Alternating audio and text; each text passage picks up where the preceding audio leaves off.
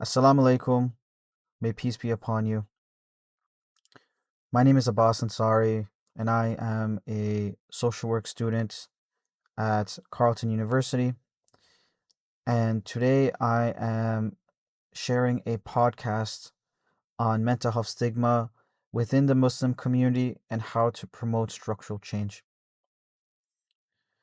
In any given year, 1 in 5 Canadians experience a mental illness.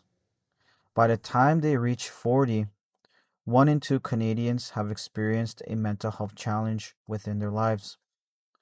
When it comes to high school, students in Ontario, roughly 39%, indicate a moderate to serious level of psychological distress, such as symptoms of anxiety or depression. Although we may see advertising campaigns or educational material within the workplace or within our school, advertising about mental health education and resources, the reality is quite different from what is going on in the field.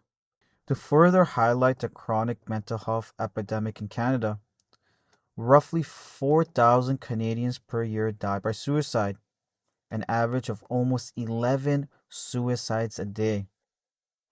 Behind every suicide, there is a story of struggle, silence, and stigma, one that we can all relate to in some level, whether it's personal, family, friends, or coworkers. We have all been touched by suicide in some way. Many continue to suffer in silence out of fear of being judged or stigmatized. In a Canadian national survey in 2019, 75% of respondents said they would not disclose their mental illness to a coworker out of fear of stigma, judgment, and negative consequences. Within our healthcare institutions, about 28,000 children and youth were on waiting lists for mental health treatment in January of 2020. This number has more than doubled since 2017. This is the reality of mental health within our communities. It touches all walks of life: children, teenagers, adults, and even elderly. When we discuss mental health stigma within our own Muslim community, it's also important to acknowledge that many of our own parents have gone through many traumatic incidents. For example, Iraq War, the Afghanistan War, sectarian violence, coming to a new country. These are all events that can affect one's mental health. For example, PTSD caused by seeing tragic and horrific things in war, or for example, relocating to a new country and experiencing a different way of life. One may feel isolated, depressed, anxious. These are all things that can affect your mental health. Now, unfortunately, many of our parents or many of our community members may not feel comfortable talking about their mental health because of the stigma attached to it. Many may feel shame, embarrassment, guilt, or often many of us might say, hey, what would our community members think about us? Because commonly, when we do come to our parents about our mental health, they may just say, hey, read more Quran, or hey, go pray more. Or they might even say, oh, it's because you have low faith or low iman. When we come to our community, this creates an unsafe place to talk about our mental health because we may, again, feel shame, guilt, or maybe silence. So, this brings about an important discussion within mental health. It is important to talk about these topics in a safe, trauma informed environment. And I hope this podcast will do that. So let's go on to our first segment, and it is discussing what is mental health stigma. Before we start this podcast, I really want to have a working definition of what stigma means because many of us have experienced it, but we may not know what the meaning is. To better identify it, we can locate it within our communities or institutions and call it out for what it is. According to the American Psychological Association, Stigma is the negative social attitude attached to a characteristic of an individual that may be regarded as a mental, physical, or social deficiency. A stigma implies social disapproval and can lead unfairly to discrimination against and exclusion of the individual. Now, how does this look like within our Muslim community? Instead of responding to Muslims experiencing mental illness with empathy, compassion, and non judgment, we have stigmatized mental health within our communities, bringing feelings of shame, guilt, and silence. This not only isolates individuals, but prolongs their suffering and trauma through silence and not seeking mental health support or resources. Now, mental health stigma doesn't operate in isolation.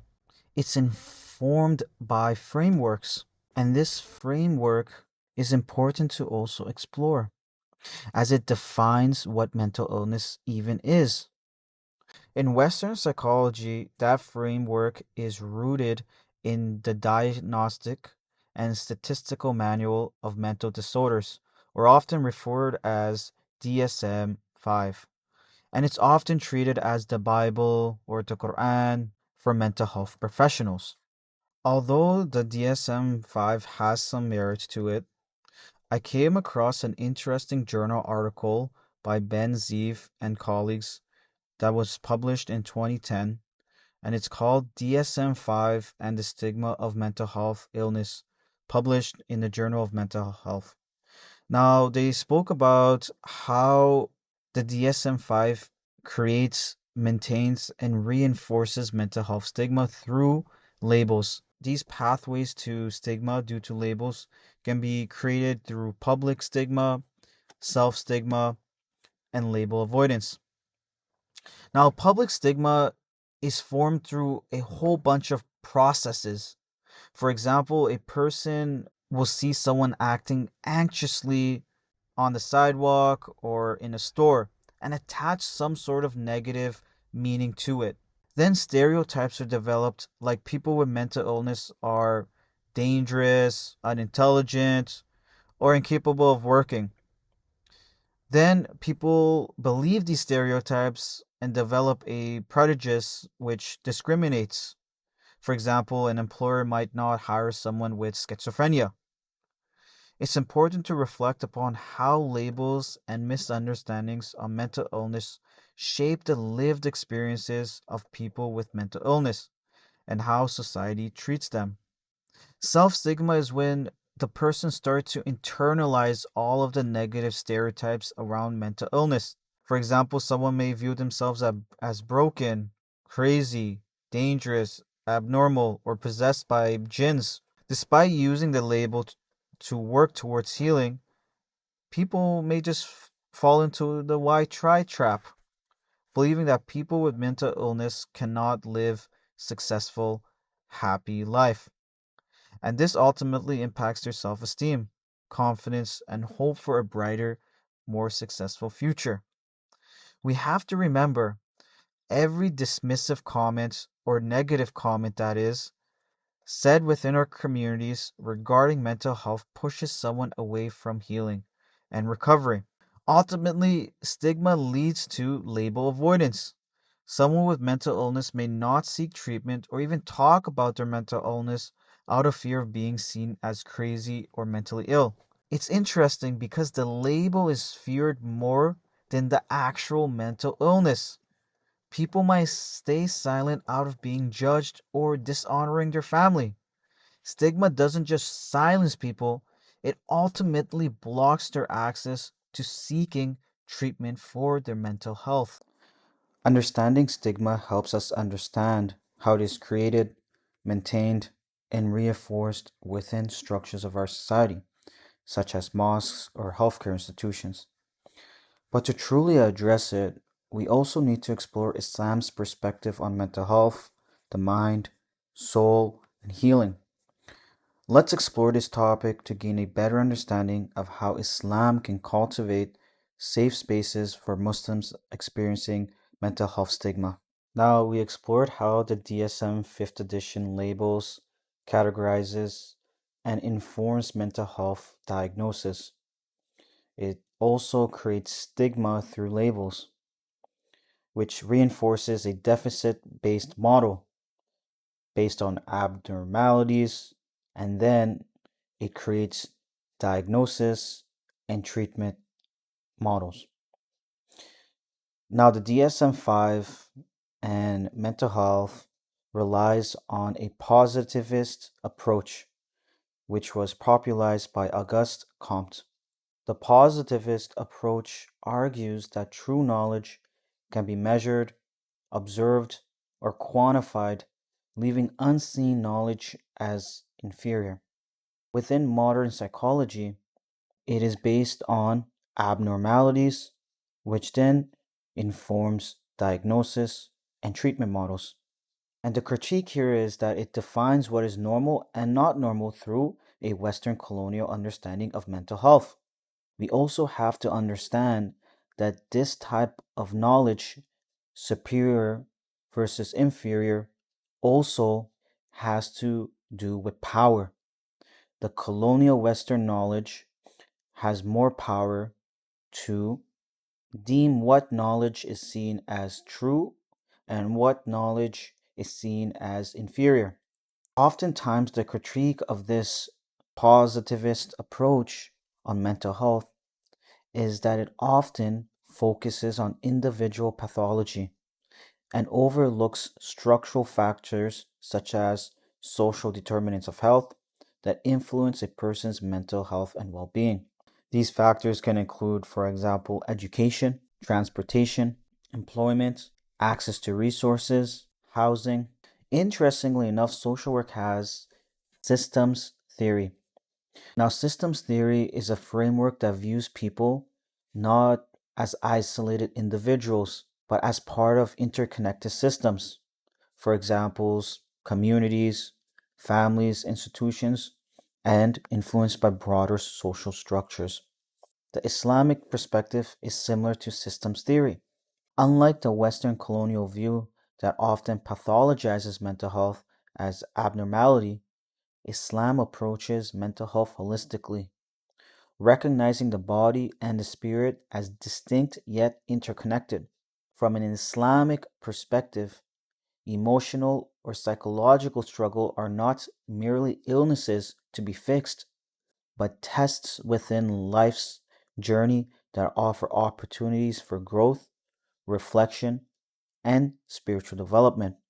When I think about mental health through an Islamic lens, I'm reminded of how the Quran speaks about the state of the soul, about peace, patience, and reflection. For example, Surah 2, verse 155, which is a very well known verse within the Islamic community, and it states, "We will certainly test you with a touch of fear and famine and loss of property, life, and crops. Give good news to those who patiently endure," which Allah is saying that trials and tribulations within life is expected, it's normal. And even Imam Ali talked about this, reminding us that true strength comes from mastering the self, not from hiding our struggles. Imam Ali states, "Plenty of wealth is a blessing, but better than plenty of wealth is the health of the body, while still better than the health of the body is the purity of the heart." Imam Ali directly confirms that connection between the physical body and the soul, which is the heart. Like the physical body, the soul can also be affected by diseases. And this is something that really differentiates Islamic perspective from a Western colonial positivist approach. Imam Ali saying, and the Quranic verse highlights Islam's stance on mental health.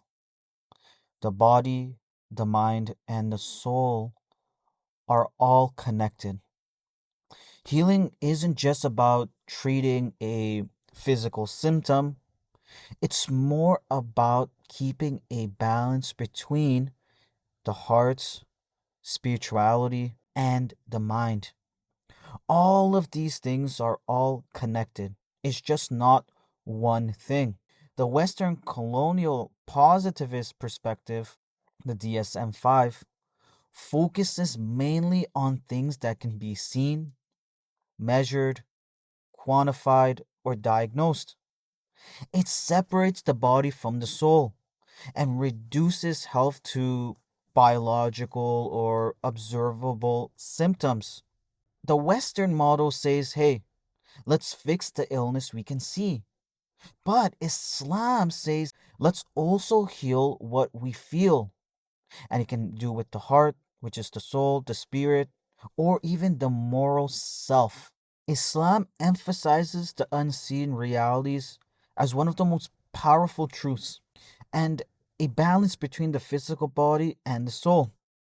If one part is neglected, negative consequences are expected. For example, God gives us guidance on what things are good and what things are not good to consume, such as alcohol, recreational drugs, and meats that can be consumed. Food has an impact not only on the body, but the purity of the soul, as per the Quran. Surah 2, verse 168. O mankind, eat what is lawful and good on the earth. This highlights that the things that we do, the actions that we do in this world, has consequences not only to the physical body, such as eating junk food or consuming recreational drugs, but it can also impact your soul. These teachings make me think about what's happening inside of us, the part we can't see but always feel. In Islam, this inner world is called the nafs, or the inner self. It's where our thoughts, impulses, and emotions live, and learning to really understand them is key to real healing. And this is an important distinction because in Islam, we believe that our actions not only will affect the body, but also the purity of the soul. Now, how the physical body can get sick or be affected by illnesses and diseases in Islam, we also believe the soul or the inner workings of a human being can also become ill or ridden with diseases and sicknesses. And this inner world is called the nefs. Before Sigmund Freud ever named concepts like the ego and the superego, Islam was already on the topic, exploring and connecting desires, impulses, and emotions, and conceptualizing on how to tame the inner self and ego for overall well being. Now, I'm going to give you a challenge. Go pick up a textbook. You can, go pick up a psychology textbook and read about thinkers and philosophers, and you will find a common theme. Many of them are European or white. You will rarely come across Islamic thinkers like Al Ghazali or Ibn Sina who were already exploring the ego and the inner ego before these European thinkers like Sigmund Freud.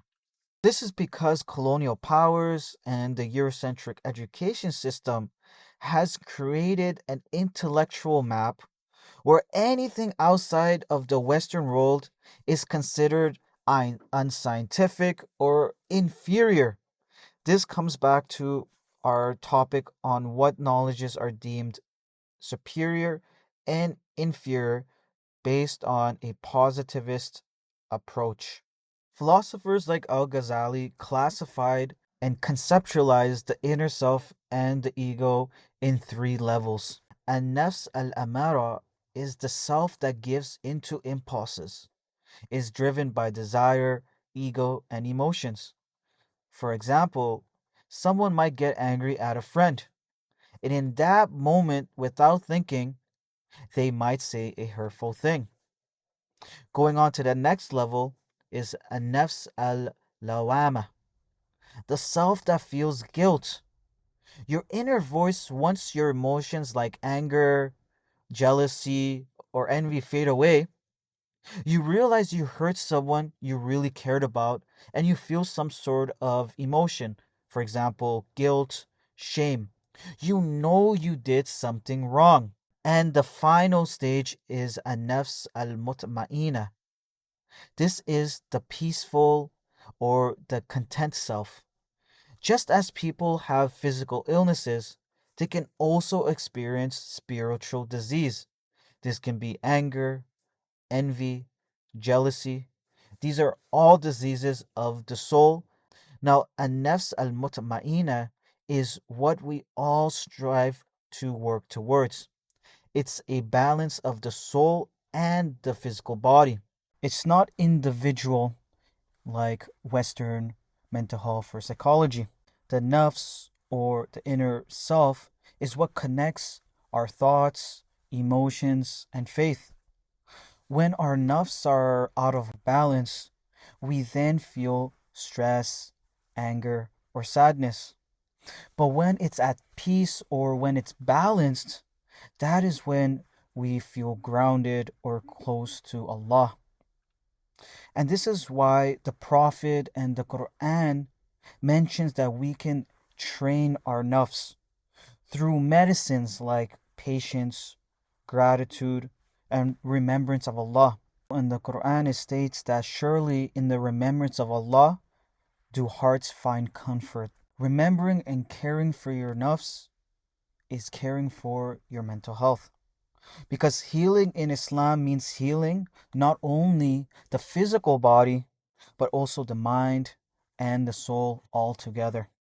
Now, interestingly enough, within social work and psychotherapy, we rely on a very popular approach called cognitive behavioral therapy or CBT. And this framework was popularized in the 1960s and 1970s by an American psychiatrist, and his name was Dr. Aaron T. Beck. And he's published his work, and it's informed a lot of frameworks for working with people with depression, anxiety, eating disorders, and so forth. And what CBT does is it explores how your inner thoughts, feelings, and emotions affect your behaviors. And the main premise of CBT is that our thoughts, emotions, and feelings are all connected. And by changing the way we think, we can change the way we feel and behave. But Islam has been doing this since CBT even became popular. For example, through the works of Ghazali and Ibn Sina, who spoke about the inner self and the nafs and how that shapes our behaviors and emotional state. For example, when the nafs given to negative desires or dysfunctional thoughts, it creates stress, anxiety, distress, and so forth.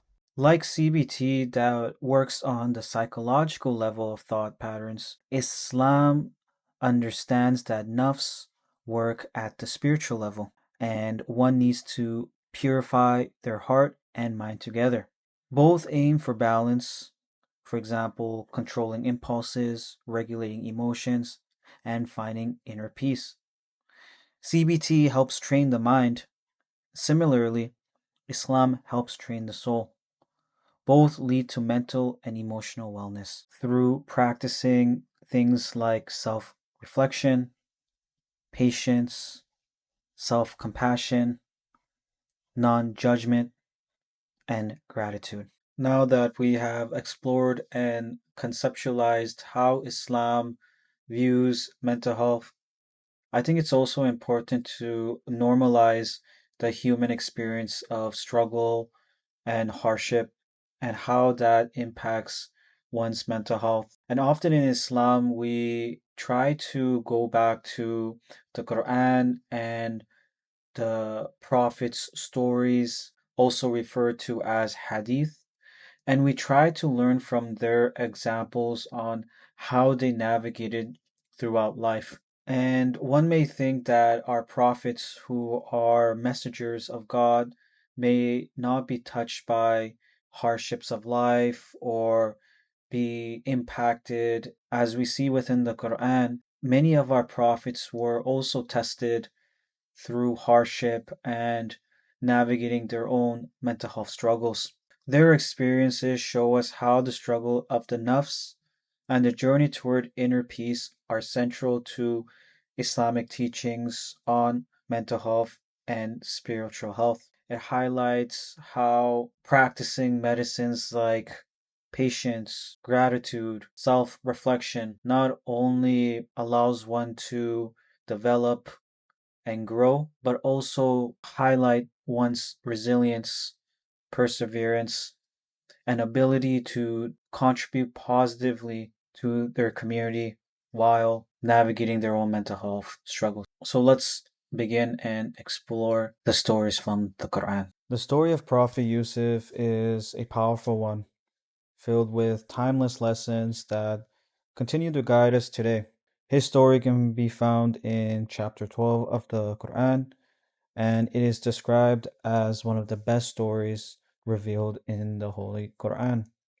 At a young age, Yusuf was betrayed by his own brothers, and he was thrown into a well out of jealousy. He spent days there, isolated, hungry, and reflecting on the sting of betrayal by his own family. Yet he persevered through hope and inner resilience. He was later found by travelers and sold as a slave to an Egyptian official. Despite his circumstances, Yusuf grew up in that household with integrity and faith, never losing hope that one day he would be reunited with his father and brothers. Later on in Prophet Yusuf's life, the Egyptian official's wife, Zuleika, attempted to seduce him. Yusuf fled from her, remaining steadfast to his own values, yet he was falsely imprisoned. While in prison, he continued to help others by interpreting their dreams and practicing what we call spiritual medicine for the soul. He embodied patience, self awareness, and gratitude, principles that are directly rooted in evidence based modalities like CBT, which focus on regulating one's thoughts, emotions, and actions. After many years, the truth eventually came out. Suleikha confessed her wrongdoing, and Yusuf was cleared of blame. His faith and character elevated him to a position of leadership within Egypt's government. Now, many years after working in the government, famine struck the land of Egypt. Yusuf's brothers came seeking resources and support, but unaware to them, they were talking with his brother Yusuf. Instead of taking revenge, Yusuf forgave them and chose the path of reconciliation. In the end, he was reunited with his father after years of hardship and separation. The story of Prophet Yusuf teaches us timeless lessons on hardship, mental resilience, and the nourishment of the soul. Throughout his trials, instead of falling into despair, Yusuf practiced spiritual medicine, such as self awareness, patience, gratitude, and self compassion, never losing trust in Allah. These principles are found in modern therapeutic modalities, as mentioned earlier, like CBT, which emphasize reshaping one's thoughts, feelings, and actions in times of adversity to promote resiliency during times of hardship. Another important lesson Prophet Yusuf teaches us is that forgiveness can be one of the most freeing and powerful principles for one's mental health and well being. It heals the soul and helps reduce feelings of depression, anxiety, and stress. Forgiveness isn't a sign of weakness, it reflects emotional intelligence, inner strength, and a deep capacity for healing both within ourselves and our relationships with others. We've all experienced moments when our nafs, our inner self, was clouded by anger, resentment, or unhealed pain and trauma, making forgiveness feel impossible. Yet, forgiveness remains one of the hardest, yet most, yet at the same time, most transformative forms of healing we can practice. Prophet Muhammad also experienced many hardships that impacted and tested his own mental health. One particular year, known as the Year of Sorrow, was one of the most mentally, emotionally, and spiritually testing years for Prophet Muhammad. The year of sorrow took place during the 10th year of the Prophet's mission to spread Islam. His first wife, Khadija, who supported the Prophet's mission from day one, passed away. She was his anchor in this life. And this is something we can all relate to at some level, whether it's the passing of our parents, family members, friends, or even pets. Losing someone beloved to you never gets easy. The Prophet Muhammad was deeply impacted by this loss and no longer had someone to motivate him, support him, and comfort him during his own hardships. In the same year, he lost another crucial supporter, his uncle Abu Talib, who was a well respected elder in the community at the time and protected Prophet Muhammad from his enemies that wanted to harm him. The Prophet's story of deep emotional grief, sadness, and emotional pain highlights that mental health is a natural human experience and not a sign of weakness or low faith. The Prophet's story also highlights the importance of social support systems in one's life. Once his two greatest supporters passed away, the Prophet experienced isolation, grief, and vulnerability, signifying the importance of having strong social and community support systems for one's mental health and well being. The last and final story, although not in the Quran, contains timeless lessons that many of our own parents can relate to at some level.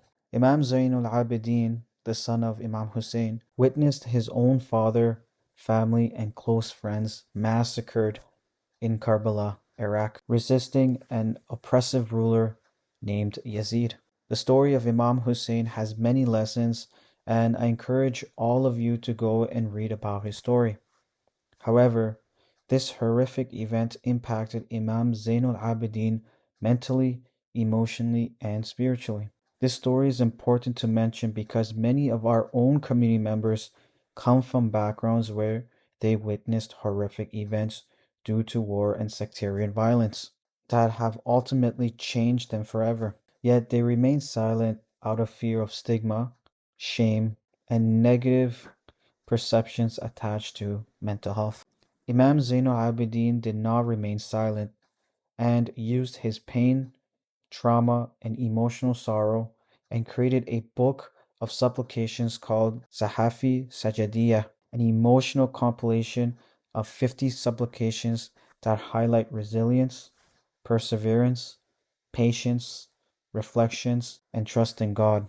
For some of us, the story of Prophet Yusuf, Prophet Muhammad, and Imam Zainul Abidin might be difficult to relate to, as these figures lived centuries ago, in different times and vastly different contexts. The story and legacy of Muhammad Ali offers timeless and relatable lessons that reflect modern life. For many, Muhammad Ali was a symbol of courage, faith, resilience, activism, and humor. Once a legendary boxer who fought greats like Sonny Liston, Joe Frazier, George Foreman, and Ken Norton, Muhammad Ali captivated crowds with his bold personality and humorous trash talk.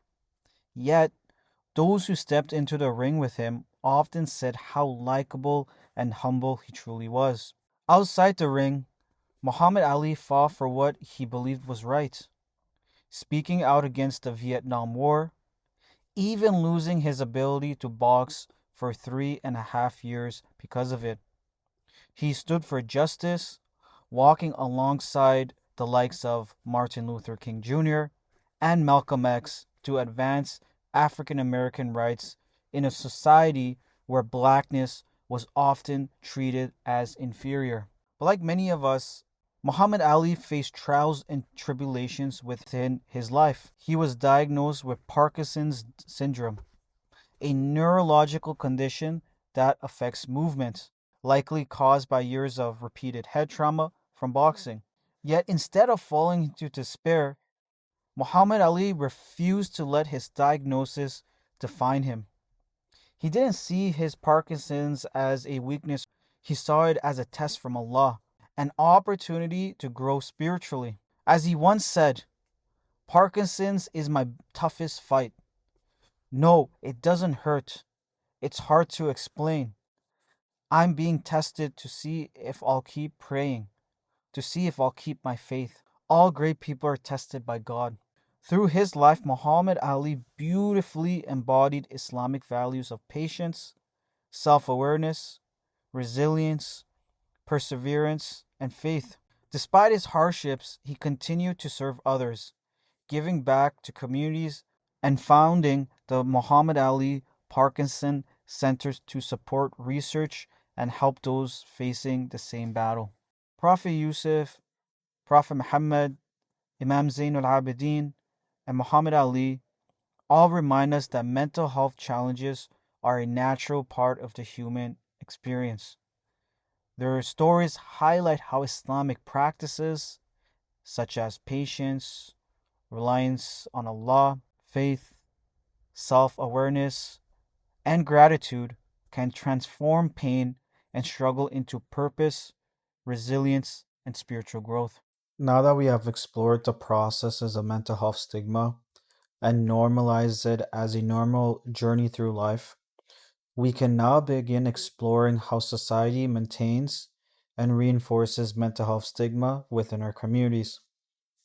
Structural social work theory was developed in the 80s by Maurice Maroux, a social worker and professor at Carleton University in Ottawa, Ontario, Canada. Structural social work theory was developed to examine how structures of our society, like government, healthcare, and other institutions, maintain and reproduce oppression that ultimately creates the conditions for inequality and oppression. Instead of blaming the person for their shortcomings, structural social work theory steps back and asks, let's look at things like policies and see how it is impacting this particular population. It shifts away from blaming the person and looks towards society. But what if I told you Islam had the same goal as structural social work? Would you be surprised? Similarly, Islam focused on the world around the individual long before structural social work theory came to be. Islamic ethics, jurisprudence, and Islamic law attempted to locate oppression and strived to dismantle it to promote fairness, equity, justice, with the ultimate goal of removal of oppression. For example, in the Quran, in Surah 4, verse 135, O you who believe, stand firm for justice as witnesses for Allah, even if it be against yourselves, your parents, or your relatives. Whether one is rich or poor, Allah is the most entitled to both. So do not follow your desires, lest you not be just. From this verse, Islam attempts to eliminate social and power hierarchies, instead, encouraging society to promote social justice, equity, and fairness, especially towards the most vulnerable. Similar to how we explored what the definition of mental health stigma was in the beginning of the podcast, it's also important to have an understanding of what oppression is to better locate it within our society and to dismantle it. Oppression within healthcare institutions for Muslims seeking support also discusses topics around Islamophobia and lack of culturally relevant care that not only creates mistrust for Muslims, but brings shame, silence, and lack of trust. Iris Young, in their piece Five Faces of Oppression, states that oppression is an enclosing structure of forces and barriers that immobilizes groups. Oppression is maintained through unconscious assumptions, media stereotypes, and bureaucracies, for instance.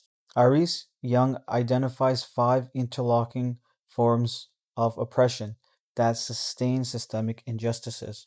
And these are exploitation, marginalization, powerlessness, cultural imperialism, and violence. Oppression within mental health care institutions for Muslims operates through invisible barriers like stereotypes, rules, and social norms that hold Muslims back while giving power and privilege to other groups.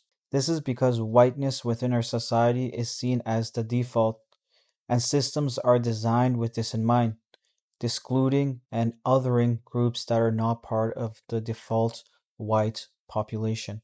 When we talk about oppression, explore it, and call it out for what it is, what we are really doing is locating where it exists and acknowledge the lived experiences of people who navigate it every day. For Muslims, this oppression often takes the form of Islamophobia, which portrays Muslims as dangerous, backward, or to be feared. These stereotypes not only stigmatize Muslims, but also creates immense barriers for those trying to access mental health support within Western healthcare institutions. Many of us have heard the word Islamophobia, but what does it really mean? The United Nations defines Islamophobia as Islamophobia is a fear, prejudice, and hatred for Muslims that leads to provocation, hostility, and intolerance by means of threatening, harassment, abuse, incitement, and intimidation of Muslims and non Muslims, both in the online and offline world, motivated by institutional, ideological, political, and religious hostility that transcends into structural and cultural racism.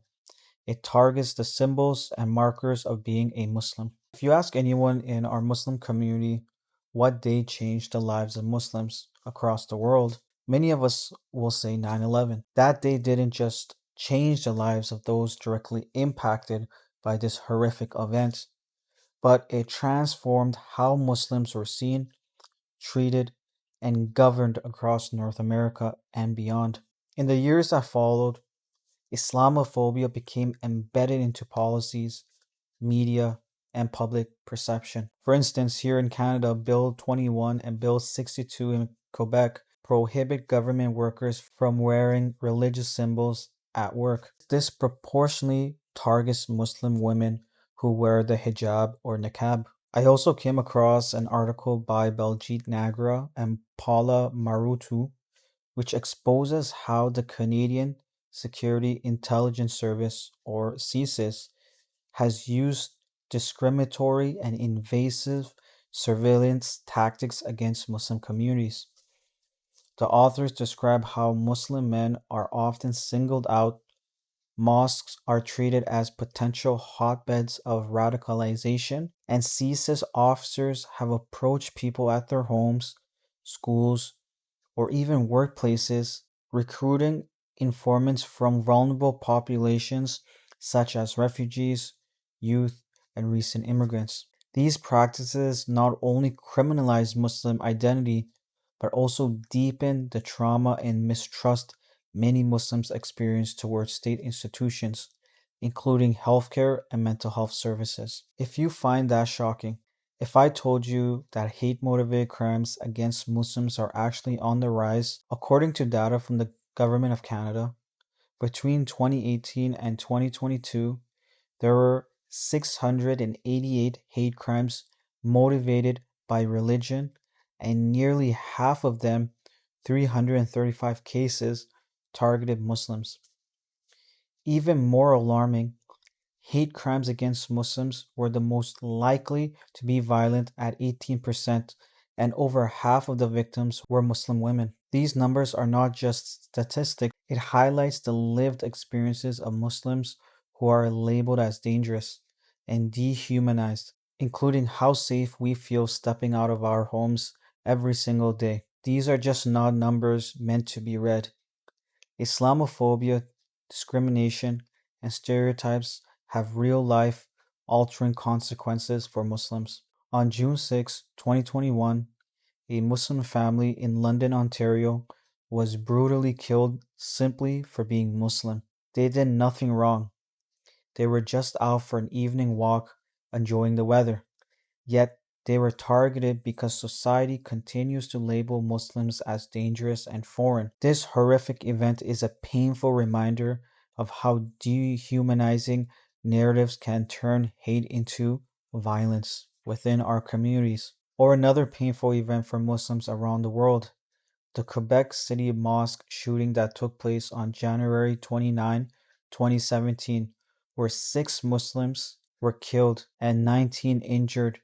They were peacefully worshipping in a mosque and were killed simply for their faith. Sarah Ahmed, in her work A Phenomenology of Whiteness, describes how whiteness creates hostile spaces within societal institutions. For example, she discusses whiteness as the default, operating in the background and informing policy decisions and interactions. It shapes what bodies feel at home and which ones don't. Ahmed further describes this interesting paradox. Muslims are hyper-visualized in white spaces, for example, through the hijab, long beard, or cultural practices, yet they are unseen through stereotypes like terrorists, oppressed women, or foreign. This paradox makes Muslims hypervisible, yet socially invisible, reinforcing the other label and treatment within white places. Islamophobia, discrimination, and oppression shape the lived realities of Muslims who navigate a Western, Eurocentric colonial system built and maintained for whiteness. Every single Muslim who steps out into the world in North America experiences a form of violence and discrimination that reaches their mind, heart, and soul. It creates ongoing trauma, anxiety, mistrust, and sense of belonging, and spaces to heal. Within healthcare institutions, lack of culturally competent care, stereotypes, racial bias, and lack of Muslim representation shuts out and silences Muslims from seeking mental health support. It's not that Muslims don't care about their mental health. As I've mentioned, Islam promotes mental and spiritual well being. It's that our systems are not built for us, shutting us out of care and silencing us. Intersectionality is an interesting approach that was coined by Kimberly Crenshaw and has many similarities to Islamic principles. Intersectionality approach explores how people's different identities, like being a Muslim female who wears the hijab, immigrant status, and low income economic status intersect and impact how they navigate through society, perhaps experiencing oppression for wearing the hijab and being a Muslim, and in other ways experiencing privileges. Intersectionality highlights the unique lived experiences of people and how identity forms to create power, privilege, and oppression. Interestingly enough, like the structural social work approach, Islam was already thinking about how different aspects of people's identities intersect to create privilege and oppression. For example, in the Quran, in Surah 4, verse 75, Allah states, "And what is it with you? You do not fight in the cause of God and for the oppressed men, women, and children who cry out, 'Our Lord, deliver us from this land of oppression. Appoint for us a Savior, appoint for us a helper, all by your grace.'" This verse highlights how different identities, gender, age, social class, create layers of oppression within a society. Islam responds to this by locating it and calls for collective action to challenge and transform these oppressive societal systems. Another example of Islam embracing intersectionality theory and acknowledging multiple forms of oppression like racism and classism are highlighted when Prophet Muhammad appointed Bilal, a black African slave of low economic status, a high position as the adhan caller. Now, the adhan is the call to pray. It's a very important position within Islam, and he was essentially the voice of Islam at the time. Now, this was very transformative because at the time, Bilal was the lowest class or had the lowest social hierarchy within the Arab society at the time. What Prophet Muhammad was attempting to do was not just tokenism, but attempting to dismantle the social and power hierarchy at the time. By doing this, Prophet Muhammad demonstrated that Islam recognizes and dismantles overlapping systems of oppression. In Canada, Muslim women experience overlapping forms of oppression such as racism, sexism, Islamophobia, and social economic inequality. For example, 42% of Muslim women reported experiencing some form of discrimination in the past 5 years, compared to 27% of Muslim men. In a qualitative report published by the Canadian Mental Health Association in 2020, Muslim women experienced overlapping forms of oppression such as racism, sexism, Islamophobia, and socio-economic inequality. For example, 42% of Muslim women reported experiencing some form of discrimination in the past 5 years, compared to 27% of Muslim men. In a 2015 Statistics Canada study, 53% of victims of hate crimes were female, up 40% in 2014. This is likely because Muslim women visibly wear a marker of faith, the hijab. In a Canadian Mental Health Association qualitative study involving 13 Muslim women and 10 healthcare providers, participants described barriers such as a lack of culturally sensitive care, stigma within Muslim communities that discourage women from seeking help, and fear of being judged. One Muslim woman explained, "What service providers need to understand is the amount of courage required to come into spaces like that, because if I am seeking this kind of help, it's either that you are just not praying enough, or if it's another mental illness like schizophrenia or something like that, there's so much shame associated with that." When we piece this all together, it's clear that Muslim women are not struggling because of lack of faith. No, it's deeper than that. They are navigating systems that were never built for them. Intersectionality helps us put the pieces together, showing how different aspects of one's identity, like being a Muslim woman, creates unique barriers to accessing mental health care. Healing, then, isn't just a personal act. It's also about dismantling the barriers and rebuilding systems that finally see those who have been ignored. Islam teaches us to stand up against oppression and teaches us that awareness must be followed by action. Today, we have explored briefly about mental health stigma within our communities and within societal structures. And it is our collective duty now to make lasting change with our hands, our words, our hearts, and our struggles.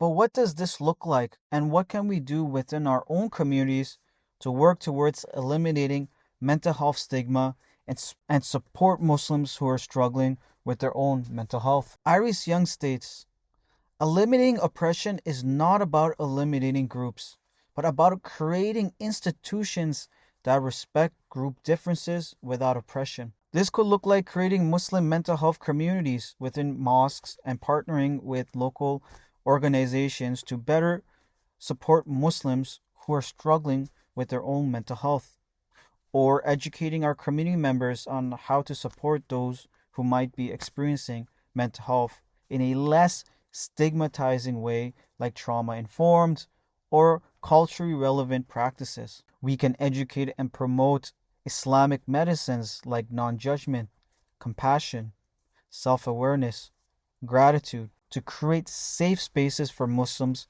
to discuss mental health topics without shame, guilt, fear, or silencing. As we've discussed throughout the podcast, Islamic knowledge and frameworks have been conceptualizing mental health and therapeutic modalities since popular frameworks like CBT were founded. Yet, due to the intellectual map, Islam or other cultural frameworks and knowledges are not given credit or used as a secondary form of knowledge underneath Western Eurocentric knowledge frameworks. It's important for Muslims and non Muslims to incorporate Islamic spiritual medicines like dua, dhikr, patience, remembrance of Allah, and self awareness to not only promote spiritual healing, but mental, physical, and emotional well being. In Islam, we have a powerful quote. In Surah 5, verse 32, Allah states, "And whoever saves one life, it is as if they have saved all of mankind." As a social worker myself, I have firsthand experienced how isolating, alienating, and shameful mental health can be for clients who are experiencing it. It can feel isolating because there are immense barriers and lack of accessible resources out there for one experiencing mental health. Psychotherapy can also be extremely expensive. There are long wait lists for psychiatrists, and one needs to hit rock bottom to receive adequate care. And that isn't even enough sometimes. There is a lack of preventative mental health care resources that are funded by the federal, provincial, and municipal governments. For example, imagine you have a garden. You might water it daily, clip some of the decaying or overgrown leaves, and perhaps even build a wire fence around it to protect it from animals attempting to harm it. Similarly, our mental health needs daily care. Whether it's practicing mindfulness, self care, or seeking professional support, these are preventative measures, yet, government support for mental health arrives when we are in the deep end or when our imaginal garden has overgrown with weeds and is at risk of dying. We can create community and societal change, but we also need support through funding and government supported resources to support those who are experiencing mental health issues. Our universal healthcare system, or Ontario Health Insurance Plan, covers our physical health. For example, if we break our arm or feel unwell, we can use OHIP to go to the hospital or walking clinic. However, when it comes to our mental health and well-being, OHIP covers very little preventative mental health services. With more mental health funding from the provinces, perhaps Muslim communities can fund more programs within our mosques that are culturally competent and relevant for Muslims seeking mental health care support. Sheikhs in mosques can work alongside Muslim clinicians within mosques and with community partners to create safe spaces for Muslims struggling with their mental health. Unlike the West, Islam and many Muslim communities operate communally, not individualistically. We have a famous saying that if one section of our community is harmed, it's as if all of our community has been harmed. One way Muslims can advocate for more mental health care funding within our communities is by coming together collectively and creating coalitions within mosques, with sheikhs, members of the parliament, such as Yasser Naqvi, Muslim-oriented organizations, and Muslim mental health care practitioners. Together, we can raise our voices for more culturally appropriate and accessible mental health care services. For instance, in Toronto, Black communities united and voiced their concerns about the lack of culturally relevant resources and support for youth facing disparities caused by systemic racism. In response, the Ontario provincial government launched the Ontario Black Youth Action Plan in 2018 and invested roughly $47 million to support Black youth mental health and well-being. Within our own communities, we must first work to reduce stigma around mental health and then unite to advocate for structural change that supports those among us who are struggling. As we come to the end of our discussion of mental health stigma and working towards structural change, I would like to leave you with a few reminders. If you are someone who is struggling with their mental health right now, I want to let you know that you are not alone, nor is it a sign of low faith, weakness, or abnormality. Mental health is part of the human experience, and we all feel depression, anxiety, stress, and struggles within this life. It does not mean you are a bad person or reflects your faith as a Muslim. On the contrary, as mentioned in the Quran, Allah does not test a soul more than it can bear. We all have inherent strengths, resilience, patience, and perseverance to get through hardships within our lives. Our own prophets, imams, and community members have experienced mental health hardships.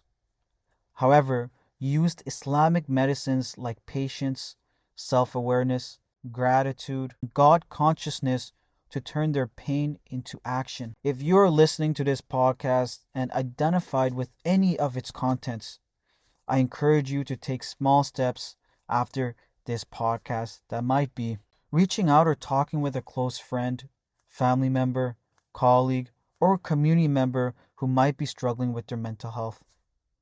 If you're struggling with your own mental health, I encourage you to talk with a trusted person or reach out to a mental health professional. I also encourage you all to practice self-care and mental health exercise to nourish your soul every day through things like prayer, gratitude, self-reflection, and doing good for others. Those of us who may not even be struggling with our own mental health right now, we still have a collective responsibility.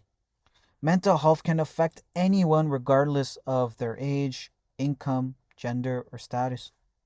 Check in with your friends and family members. Remember that words cut deep. And if one is struggling with their mental health, don't be dismissive. Listen attentively. Be gentle with your words and deeply care about the person.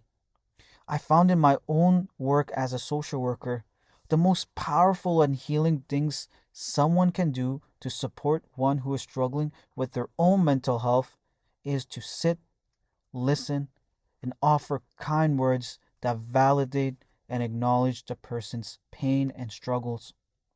Remember, in Islam, if you save one person, it is as if you have saved the entire mankind. With that, Assalamu alaikum wa rahmatullahi wa barakatuh.